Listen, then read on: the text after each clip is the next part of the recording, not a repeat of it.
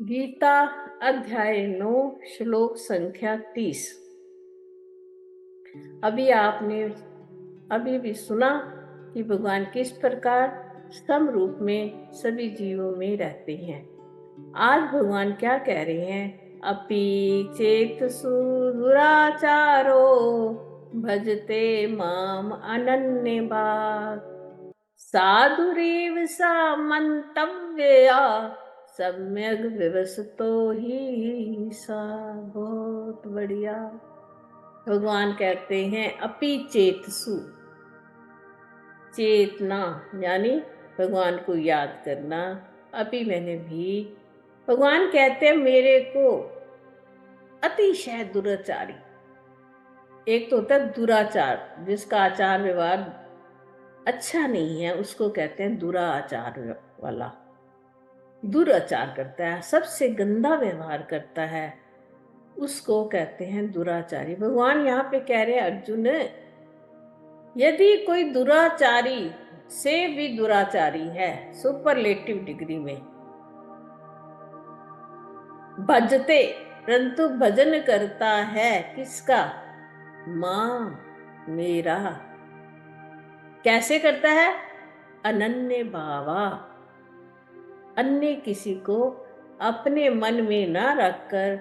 अगर मेरा कोई दुराचारी से दुराचारी, अति शब्द का है, दुराचारी से दुराचारी भी मेरा भजन करता है, तो मैं क्या कहता हूं तुम्हें कि उसको कैसा जान? साधु एव, उसको तू सज्जन ही, एव होता ही, वो सज्जन ही, सा मंतव्या, उसको तू मान। देखो क्यों मान भाई? ही मैंने क्यों? सम्यक व्यवस्थो ही सा, क्योंकि उसने अपने जीवन में, सम्यक होता मुझे तत्व से जान लिया है और अपने जीवन को व्यवस्थित कर लिया है, और सम्यक यथार्थ रूप से और दृढ़ निश्चय वाला हो गया मेरे में। अब तो वो इस समय मेरे में चित्त लगाने वाला हो गया है। अब मेरे में संन्यास योग युक्त आत्मा हो गया है। इसलिए अर्जुन, तू भी उस व्यक्ति को क्या मान? सज्जन ही मान। अब इसकी परिभाषा से हम देखो कैसे लगता है। दुष्ट व्यक्ति आपके सामने कितने उदाहरण हैं। वाल्मीकि क्या थे? डाकू थे ना। कितने दुराचारी थे। और जो जिनकी पत्नी तुलसीदास जी थे, जितने भी ये महान व्यक्ति बने हैं, पहले इन्होंने भी अपने जीवन में दुराचार किया था, परंतु जब उनको यथार्थ ज्ञान हो गया, किसी तरीके से मरा मरा कहते भी तर गया व्यक्ति, तो उसको क्या कहेंगे?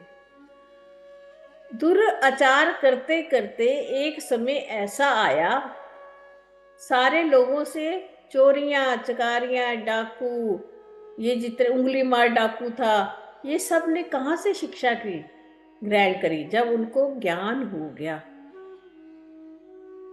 अब ये तो नहीं है कि जो व्यक्ति पैदा होता है उसको ही ज्ञान हो तो वो ही सदा ज्ञानी रहेगा, ऐसा नहीं है।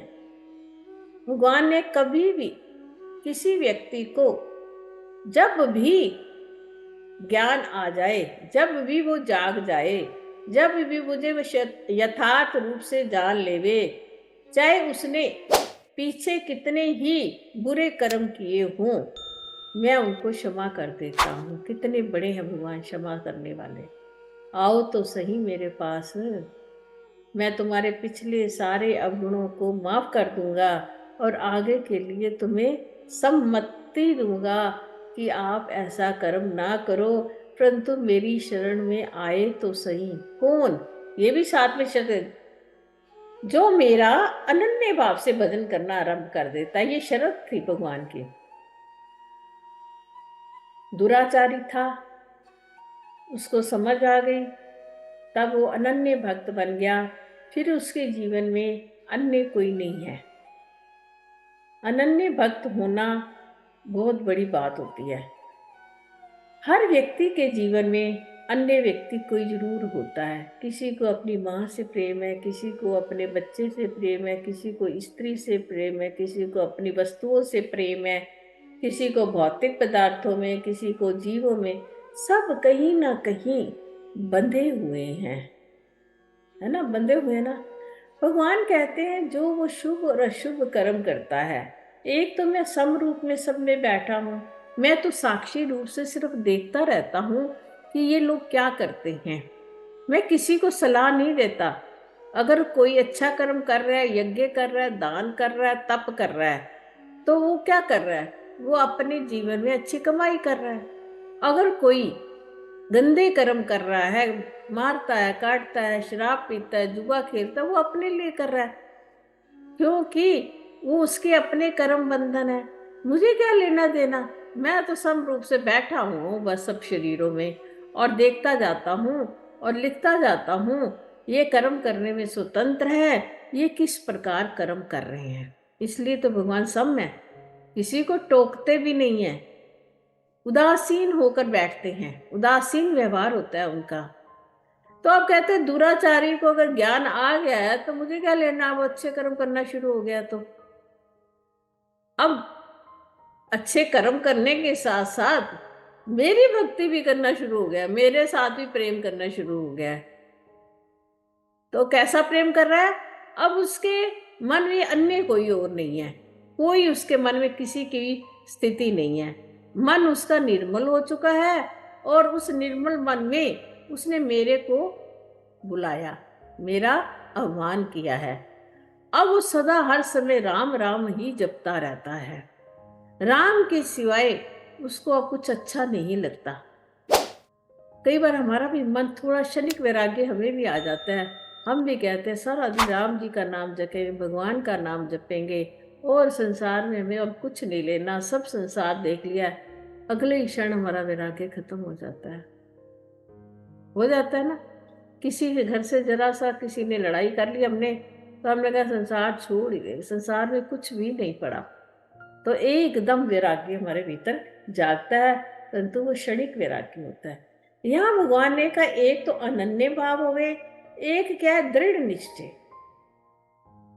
हमारा जो निश्चय है वो दृढ़ नहीं है। हम थोड़ी देर में तो कुछ और सोचते हैं, थोड़ी देर में कुछ और सोचना शुरू हो जाते हैं। अभी हमने छोड़ दिया 10 एक दिन सारा संसार छोड़ दिया, किसी से बात नहीं करी, अलग होके बैठ रहे, हो सकता है भगवान का भी चिंतन करते रहे। दूसरे दिन किसी ने बड़े प्रेम से कहा तो हम उसी समय भूल गए, और फिर हमारा वैराग्य दृढ़ नहीं हुआ। भगवान कहते वो दुराचारी आवश्यक था, अब उसको तत्व का ज्ञान हो गया, अब वो मेरा भगत बन गया। पहले तो यथार्थ ज्ञान हुआ, उसके बाद मेरा भक्त बना।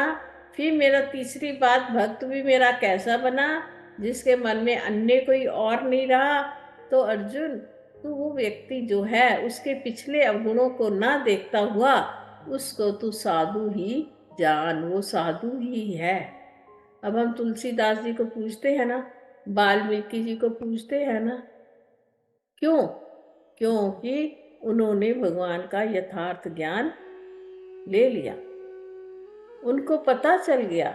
जैसे ही उनको पता चला तो उन्होंने सारा अपना पिछला जो जीवन था उसको भूलकर अपना नया जीवन जीना, वो सोचते थे आज ही हमारा जन्म हुआ है, और पिछले अवगुणों को परमात्मा को अर्पित कर दिया। भगवान तो कहते हैं मैं सबके शुभ भी लेता हूँ, अशुभ भी लेता हूँ।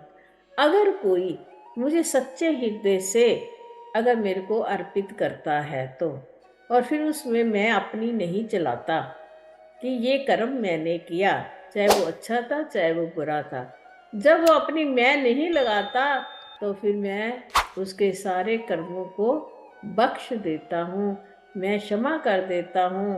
फिर उसको मैं अपना लोक देता हूँ, उसको मैं परम गति देता हूँ, उसको मैं मुक्ति देता हूँ, जो कि हर जीव चाहता है कि मैं जीते जी इस संसार में मुक्त हो जाऊं।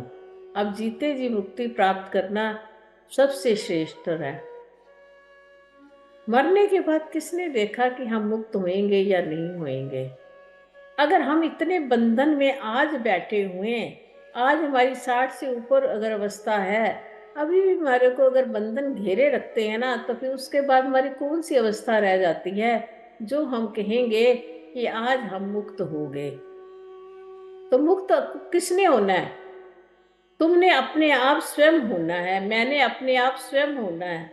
मुझे किसी ने नहीं बांध रखा, मैं स्वयं ही अपने दोषों से बंधी हुई हूँ। दोष कौन से है मेरे भीतर? काम क्रोध से, काम से भरी पड़ी हूँ, कामनाओं से मेरा जीवन घिरा पड़ा है आज भी, और लोभ से, मोह से ग्रसित हुई पड़ी हूँ। ये ऐसा जानेंगे जिस दिन, तो हमारे ये जो शत्रु हैं हमारे भीतर के, बाहर के शत्रुओं को तो हम शांत करने के लिए बड़ी कोशिश करते रहते हैं, हर समय बखान करते रहते हैं कि ये देखो इसने मेरे साथ ऐसा किया। क्या तुमने सोचा कि तुम्हारे साथ, तुमने भी कभी उसके साथ ऐसा किया होगा? देखो, थोड़ा कुछ कोई ज्यादा कर देता है या थोड़ा कोई कम कर देता है, होता प्रतिकार दोनों तरफ से है। दोनों तरफ से ही लोग, कोई जल्दी करता है कोई देर से करता है, परंतु गलती दोनों की अवश्य हो जाती है। हम अगर, उसने हमें एक गाली दी, अगर हम दूसरी नहीं देंगे तो तीसरी में वो शांत हो जाएगा ना। परंतु हम कोई कम थोड़ना है, हम अपने आप को कम थोड़ना मानते हैं, तो हम प्रतिकार लेते हैं। फिर हम कहते हैं वो देखो कितना गंदा था, तुम कितने अच्छे थे कि तुमने उससे साथ प्रतिकार नहीं किया, तुमने भी उसको वैसा बोला नहीं, चाहे बाद में ही बोला हो, बोला तो है ना। अगर हम ये बातें सारी सोच लें, तो ये दुराचार जो हमारे जीवन में हमें घेर कर बैठे हुए हैं, वो सारे दुराचार हमारे दूर हो सकते हैं। उसको पकड़ने वाले भी हम स्वयं हैं। संसार को हमने स्वयं पकड़ा हुआ है, संसार ने हमें नहीं पकड़ा। हम चाहे तो आज ही संसार का त्याग कर सकते हैं, परंतु हम करना नहीं चाहते। हमारा मन नहीं लगता संसार के बिना। हम अकेले रहने के आदी नहीं हैं, हम एकांत प्रिय नहीं हैं। ये सब बातें अगर हम अपने मन में ध्यान रखें, तो हमें अपने आप पता चल जाता है कि हम कौन से रास्ते पे हैं, बंधन के रास्ते में हैं या मोक्ष के रास्ते में हैं। अब इस बात को कहीं पूछने जाने की जरूरत है किसी से भी? हमारा भविष्य हमारे हाथों में है। हम चाहे तो ऊंचे जा सकते हैं, हम चाहे तो नीचे जा सकते हैं, और हम चाहे तो वापस भी नहीं आ सकते इस मृत्यु लोक संसार में। ये सब चीज़ें हमारे ऊपर निर्भर होती हैं। परंतु भगवान ने कहा, जिसने अपने जीवन की व्यवस्था को व्यवस्थित कर लिया है अर्जुन, उसको तो तू सज्जन मनुष्य ही जान, चाहे वो कितना भी दुर्जन क्यों नहीं था। परंतु अब वो संभल गया है, स्थिर हो गया है, उसकी बुद्धि स्थिर बुद्धि हो गई है, दृढ़ बुद्धि हो गई है, दृढ़ता उसके भीतर आ चुकी है।